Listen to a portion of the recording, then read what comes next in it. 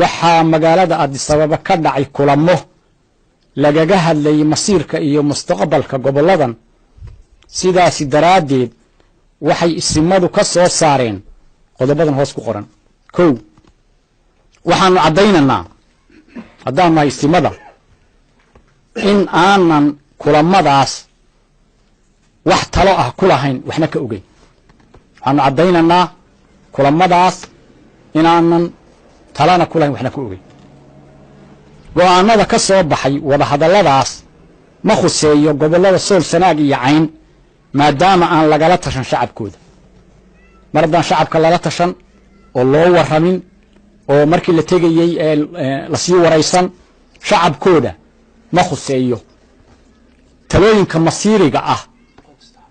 qodobka saddexaad waa number 2 qodobka saddexaad talooyinka masiiriga ah ee goboladan SSC waa la wada leeyahay kooxdaasina ama kooxina si gaar ah uma laha ama uma sheegan karto talooyinka masiiriga ah oo dadka mustaqbalkooda iyo aayahooda iyo jiritaankooda ka turjumaya kooxdaasi ama kooxo gaari si gaar ah uma sheegan karaan ama uma sheegan karto number 4 number 4 si talada baahday loo ururiyo loona mideeyo wixii khaldamayna loo saxo waa in la isugu yimaadaa shirweynihii hore loogu baaqay ee caasimadda gobolka Cayn ee Buuhoodle go'aamadaas waxaan uga jeednaa talooyinkaas la sheegayo ee soo baxay waxaan u aragnaa inaanay ahayn maslaxad ummadani wada leedahay waxaan u aragnaa maslaxad gaar ah oo dad gaari wataan inay tahay ummadda deegaankan deganna maslaxad gaar ah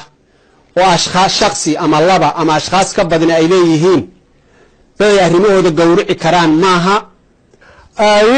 inaan idinku baraarujino dadka aanu mas-uuliyiinta u nahay shacbiga ahu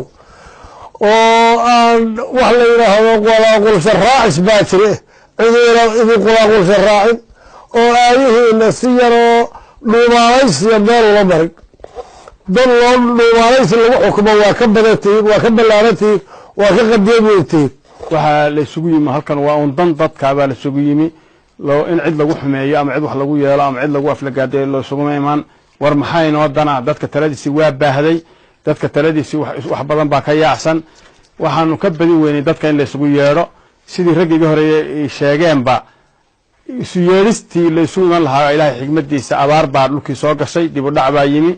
dib u dhici hadduu yimi de wixii iska sii socdaan qoladii ku shirasay ee Addis Ababa iyagu abaar iyo abaar la'aan ba iska sirayaan go'aanadooda iska soo tuurayaan dadkana uma cuntamin runtii dadku uma cuntamin oo ma aynan maaragtay kuma ay qancin sida darteed baa kaliftay in la isugu yeero oo aan nirahno war isu kaale aynu maaragtay ka arinta ka hadallo waxaanu aad uga xunnahay kana horjeednaa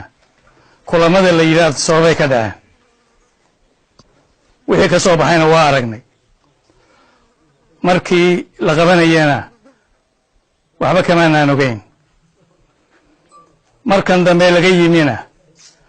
wax khaldan baa laga sheegayaa labada dhinacba sidaa daraadeed waxa cad in aan waxyaabahaasi goboladan u cuntamin dadweynahan u cuntamin